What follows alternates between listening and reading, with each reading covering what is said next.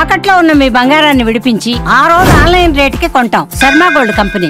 దర్శి నియోజకవర్గంలో ఈస్ట్ వెంకటాపురం అనే మాజీ సింగిల్ విండోగా పనిచేసి కాంగ్రెస్ పార్టీని ఒక చక్రంతో నడిపినట్టు వ్యక్తులు ఈ నియోజకవర్గంలో ఉన్నారు. ఇప్పుడు కాంగ్రెస్ పరిస్థితి ఇప్పుడిప్పుడే మెరుగుపడుతుంది. అందువల్ల కాంగ్రెస్ పార్టీని బ్రతికించడానికి అందరూ కాంగ్రెస్ పార్టీలో చేరాలని, ప్రజా చైతన్యం యాత్రలాగా జరగాలని ఈ దర్శి నియోజకవర్గం పట్టుండ కాంగ్రెస్ పార్టీకి పట్టుండ నియోజకవర్గం ఇది యావత్ మందికి తెలుసు. అందువల్ల ఇప్పుడిప్పుడే పార్టీ శర్మిలా గారి నాయకత్వంలో విపరీతంగా అభివృద్ధి చెందుతుంది. ఖచ్చితంగా రాహుల్ గాంధీని ప్రధానిగా చూడాలి, వైఎస్ శర్మిలాని ముఖ్యమంత్రిగా చూడాలి. అది కాంగ్రెస్ మన అందరం కలిస్తేనే ఇది కాంగ్రెస్ పార్టీ బాగా బతుకుద్ది. అందుకని పాత కాంగ్రెస్ మిత్రులారా మీ అందరూ కలిసి రండి. కాంగ్రెస్ దర్శి నియోజకవర్గంలో మనం ఘనంగా కాంగ్రెస్ గెలిపిస్తాము. రాబోయే 29 ఎలక్షన్స్లో మీరందరూ కలిసి రావాలని మనస్ఫూర్తిగా కోరుకుంటున్నాను. నమస్తే. ముందుగా మీడియా మిత్రులకు, ఎలక్ట్రానిక్ అండ్ ప్రింట్ మీడియా మిత్రులకు కాంగ్రెస్ పరిస్థితుల తరఫున నమస్కారం తెలియజేస్తా ఉన్నాను. అలాగే దర్శి నియోజకవర్గ ప్రజలకి అందరికి కూడా నా హృదయపూర్వక శుభాకాంక్షలు తెలియజేస్తా ఉన్నాను. దర్శి నియోజకవర్గం అంటేనే పూర్వ రోజుల్లో కాంగ్రెస్ పార్టీకి ఒక గడ్డ. నాకు తెలిసిన దగ్గర నుంచి దర్శి నియోజకవర్గంలో ఎప్పుడు కాంగ్రెస్ పార్టీ వస్తూ ఉంది. అయితే పరిస్థితుల ప్రభావం వల్ల ఈ మధ్య వైసీపీ రావడం జరిగింది. కానీ ఇక్కడ ఉన్నటువంటి ప్రజలందరూ కూడా వాళ్ళ గుండెల్లో ఇందిరమ్మ, రాహుల్ గాంధీ, రాజీవ్ గాంధీ గారు ఉంటారు. ఇప్పుడు ఆ విషయాలు కూడా అందరికీ తెలుసు. ఇప్పుడు ఈరోజు దర్శి నియోజకవర్గంలో ఎస్సీ నియోజకవర్గ అధ్యక్షులుగా ఈరోజు ప్రశాంత్ని నియమించాము. ప్రశాంత్ కూడా ఇంకా ఇక్కడ ఉన్న ప్రజల సమస్యలన్నింటినీ కూడా తెలుసుకొని ఎస్సీలకు జరుగుతున్న అన్యాయాలు ఈ దేశంలో చూస్తూ ఉన్నాం, ఆంధ్రప్రదేశ్లో చూస్తున్నాం.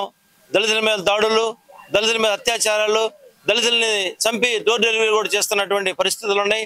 దళితుల పరిస్థితి ఎలా ఉందంటే పెనం మీద నుంచి పొయ్యిపడ్డట్టుంది. అందుకని ఈ దర్శి నియోజకవర్గంలో కూడా 2-3 ఇన్సిడెంట్స్ కూడా జరిగి ఉన్నాయి. అయితే మీ అందరికి కూడా తెలుసు, ఇంతకుముందు ఇళ్ళకెళ్ళి కొట్టి వాళ్ళని గందరగోళం చేసిన పరిస్థితులు కూడా. వీటన్నిటికి కూడా కాంగ్రెస్ పార్టీ దళితుల పక్షాన, రైతుల పక్షాన, నిరుద్యోగుల పక్షాన, మహిళల పక్షాన అన్ని వర్గాలకి సరైన న్యాయం చేయగలిగేది భారతదేశంలో ఏదన్నా పార్టీ ఉందంటే అది కేవలం కాంగ్రెస్ పార్టీ. ఇప్పుడు రాబోయే రోజుల్లో మీరందరూ ప్రజలందరూ కూడా కాంగ్రెస్ పార్టీ వెంటుండి కాంగ్రెస్ పార్టీని గెలిపిస్తే తప్ప ఈ దేశానికి సరైన భవిష్యత్తు లేదు. ఈ దేశం సస్యశ్యామలంగా ఉండాలన్నా, ప్రజలు ప్రశాంతంగా ఉండాలన్నా, నిరుద్యోగ సమస్య విడాలన్నా, రైతుల సమస్య విడాలన్నా ఇవన్నిటికి కూడా కాంగ్రెస్ పార్టీ భవిష్యత్తు అని మీరందరూ తెలుసుకొని కాంగ్రెస్ పార్టీకి అండదండలు ఇవ్వాలి. అలాగే ప్రశాంత్ తమ్ముడు ఈ రోజు నుంచి నియోజకవర్గ ఇన్ఛార్జిగా ఈ రోజు నుంచి ఆయన నియమించాము. ఈ రోజు నుంచి కూడా ఆయన పదవి బాధ్యతలు స్వీకరించి అంబేద్కర్ గారి ఆశయాలను, కాంగ్రెస్ పార్టీ ఆలోచన విధానాన్ని ముందుకు తీసుకెళ్లి ఈ నియోజకవర్గంలో కాంగ్రెస్ పార్టీని బలోపేతం చేస్తాడని కోరుకుంటూ ఇక్కడికి వచ్చిన కాంగ్రెస్ పార్టీ నాయకులకు, నియోజకవర్గ పెద్దలకు, కార్యకర్తలకు అందరికి కూడా ప్రకాశం జిల్లా ఎస్సీసీఎల్ తరఫున శుభాకాంక్షలు, నమస్కారాలు, కృతజ్ఞతలు తెలియజేసుకున్నాం. జై కాంగ్రెస్. కాంగ్రెస్ పార్టీ ఆధ్వర్యంలో మన కృష్ణారెడ్డి ఇన్ఛార్జి దర్శి నియోజకవర్గ పార్టీ తరఫున ఒక నిమిత్తులయ్యారు. ప్రశాంత్ అనే కుర్రోడు ఎస్ఎస్ఎల్ పదవి తీసుకున్నాడు. ఆయన ద్వారాగా మాకు సంతోషమే. ఒక అధ్యక్షుడిగా నేను దాన్ని ప్రపోజల్ చేస్తున్నాను.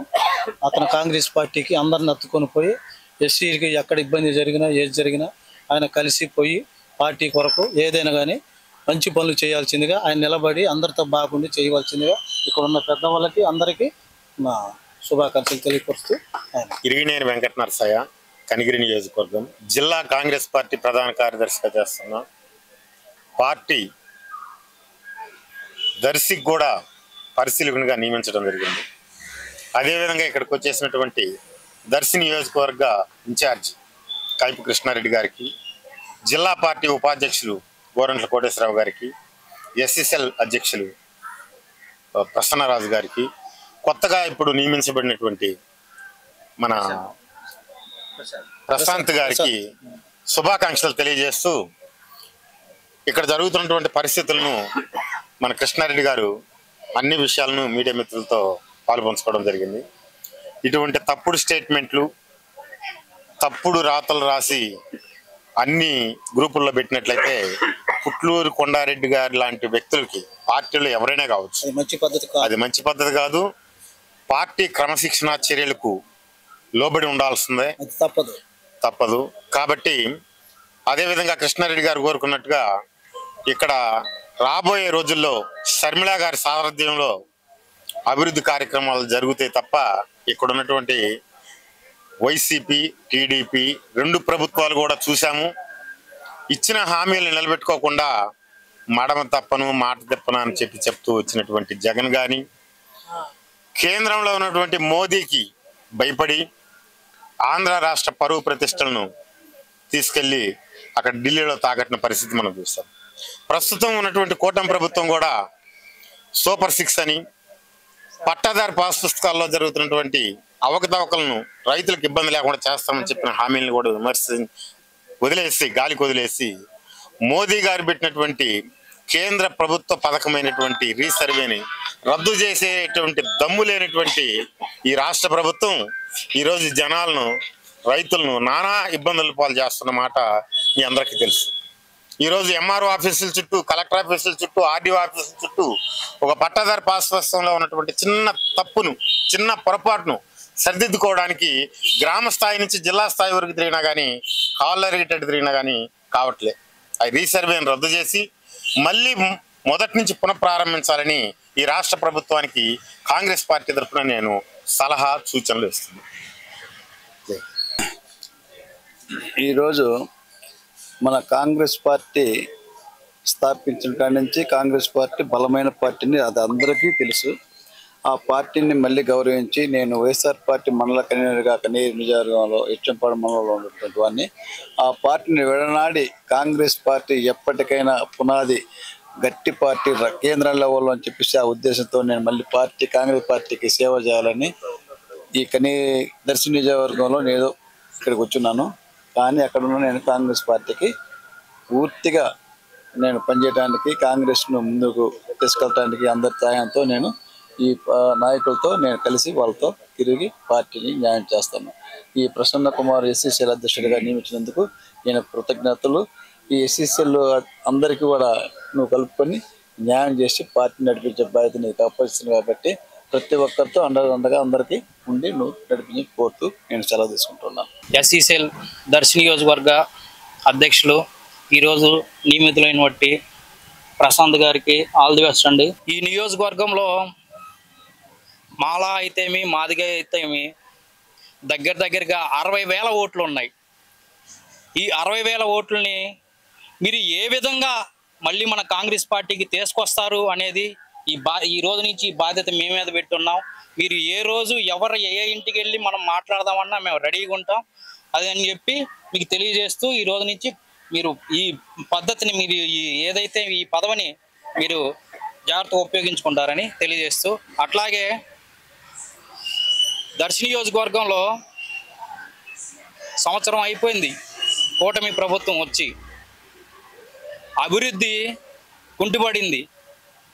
చెక్కులు అయితే సీఎం రిలీఫ్ ఫండ్ చెక్కులు అయితే రిలీజ్ చేస్తున్నారు, కానీ వాళ్ళ పార్టీ నాయకులకి 50,000 లక్ష రూపాయలు రిలీజ్ చేస్తున్నారు.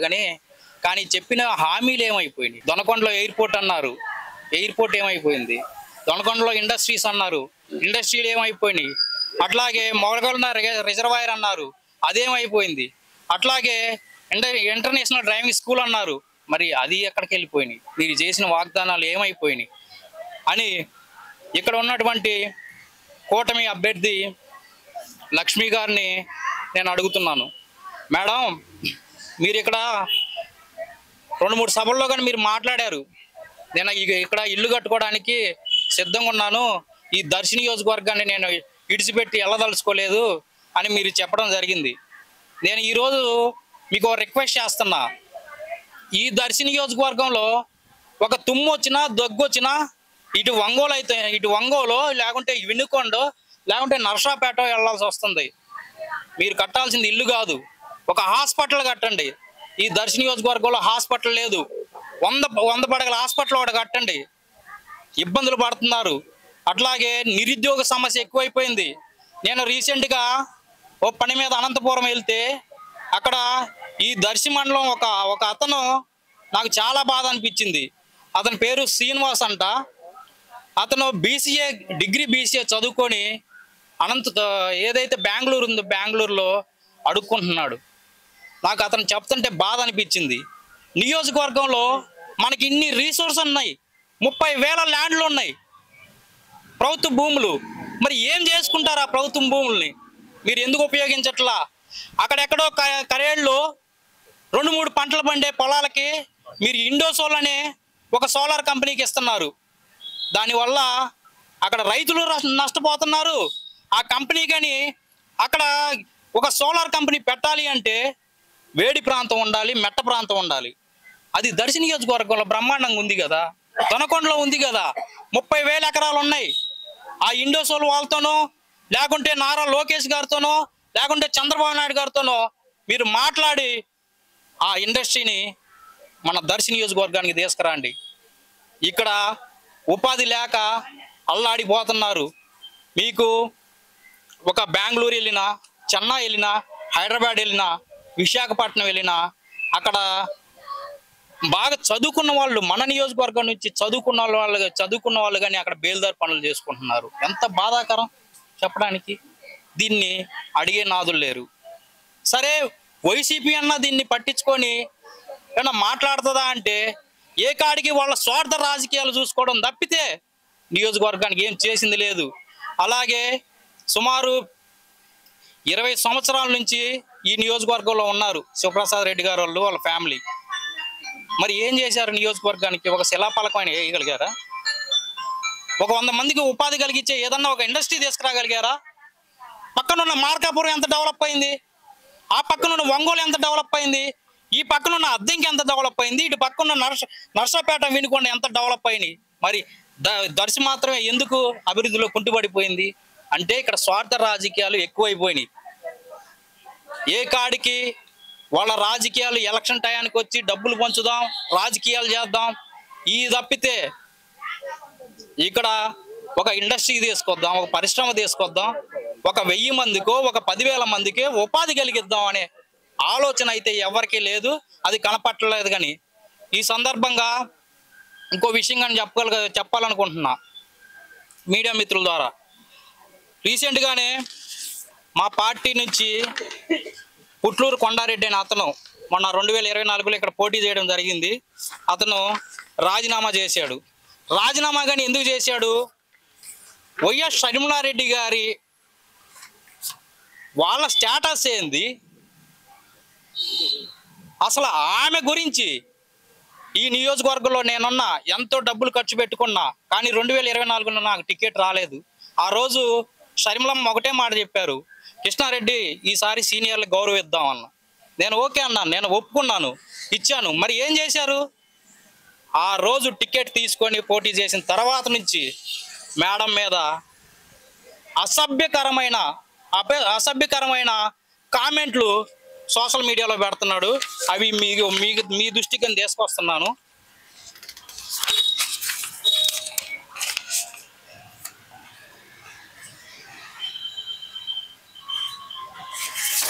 ఇవి మీకు మీ గ్రూపులో కానీ షేర్ చేస్తాను. ఇది అతను రిజైన్ చేసిన లెటరు. ఈ రిజైన్ చేసిన లెటర్ గురించి గ్రూపులో మా తాళ్ళూరు మండల ప్రెసిడెంట్ వీరబ్రహ్మం పెడితే ఈయన ఏమన్నా పెద్ద లీడరా అండి? ఆయన సంతకాలు, ఆయన లెటర్లు మేము ఫోర్జరీ చేసిన మీ మీద కేసులు పెడతామని ఒక వాల్యూ లేని స్టేట్మెంట్ ఇచ్చాడు. అతను ఏమన్నా పెద్ద లీడరా? అతను తిరిగితే ఒక 10 మంది వస్తారా? అట్లాంటి స్టేట్మెంట్ ఇచ్చి అతను వాల్యూ పోగొట్టుకున్నాడు. అట్లాగే అతను బ్రహ్మంగాని కాల్ చేయడం జరిగింది. కాల్ చేస్తే మామూలు కాల్ లిఫ్ట్ చేయకుండా వాట్సాప్ కాల్లో లిఫ్ట్ చేసి అతను ఒక ఎస్సీ, అతని గురించి దారుణంగా మాట్లాడాడు. అతను ఎస్సీ ఎస్టీ కేసు పెడతా అంటే నేను ఆపా. వద్దు బ్రహ్మ, అతను తెలియదు, ఎక్కడి నుండో వచ్చి మార్కాపురం నియోజకవర్గం నుంచి పొట్టగుడి కోసం ఇక్కడికి వచ్చి మన కాంగ్రెస్ పార్టీని అడ్డం పెట్టుకొని 2 షాపులు, ఒక ఇల్లు కొనుక్కొని బతుకుతున్నాడు ఇక్కడ, ఏదో ఉల్లిపాయల వ్యాపారాలు చేసుకొని బతుకుతున్నాడు ఇక్కడ అని చెప్పి నేను ఆపా. అలాంటి వాల్యూ లేని పర్సన్లే కాంగ్రెస్ పార్టీ యాక్చువల్గా ఈ కామెంట్లు మొత్తం సెంట్రల్ ఆఫీస్కి వెళ్ళి వాళ్ళే యాక్షన్ తీసుకోవాలనుకున్నారు. కానీ అతనికి ఆ కమిటీలో ఉన్న పరిచయాల వల్ల అతనే రిజైన్ చేయడం జరిగింది. కానీ గ్రూపుల్లో దర్శి నియోజకవర్గ గ్రూపులు మళ్ళీ మిమ్మల్ని రిక్వెస్ట్ చేస్తున్నా, దర్శి నియోజకవర్గం మీడియా గ్రూపులు అయితే ఏమి, వాట్సాప్ గ్రూపులు ఏవైతే ఉన్నాయో ఇట్లాంటి ఎంకరేజ్ చేయొద్దు. తప్పుడు స్టేట్మెంట్లు ఇస్తున్నారు, మీడియా వాళ్ళకంటే తెలుసు, కానీ అదర్ దెన్ ఎవరైతే ఉన్న పీపుల్స్ ఉన్నారో వాళ్ళకి తెలియదు. అట్లాంటి వాళ్ళని మీడియా నుంచి బహిష్కరించాలని చెప్పి, ఆ వాట్సాప్ గ్రూపులను బహిష్కరించాలని చెప్పి తెలియజేస్తున్నాను. అట్లాగే జిల్లా అధ్యక్షుల గురించి కానీ షేక్ సైదా గారు రాత్రి అనగా పగలనక పార్టీ కోసం అహర్నిశలు కష్టపడుతుంటే ఆయన గురించి కానీ తప్పుడు స్టేట్మెంట్లు ఇచ్చాడు. ఇంకోసారి సలీములమ్మ గురించి కానీ జిల్లా అధ్యక్షుడు షేక్ సైదాన్న గురించి కానీ తప్పుడు మాటలు కానీ మాట్లాడితే ముందున్న 4 పళ్ళు కానీ పగలగొడతా అని చెప్పి ఈ సందర్భంగా నేను తెలియజేస్తున్నాను. అలాగే మీడియా మిత్రులారా, మీరు కానీ దర్శి నియోజకవర్గ అభివృద్ధిలో ఒక భాగం అవ్వాలి. అట్లాగే దర్శి నియోజకవర్గ అభివృద్ధికి మీరు కానీ తోడ్పడాలి. కాంగ్రెస్ పార్టీని కానీ గుర్తించండి, కాంగ్రెస్ పార్టీకి వాయిస్ ఇవ్వండి అని చెప్పి తెలియజేస్తూ సెలవు తీసుకుంటున్నాను. Thank you.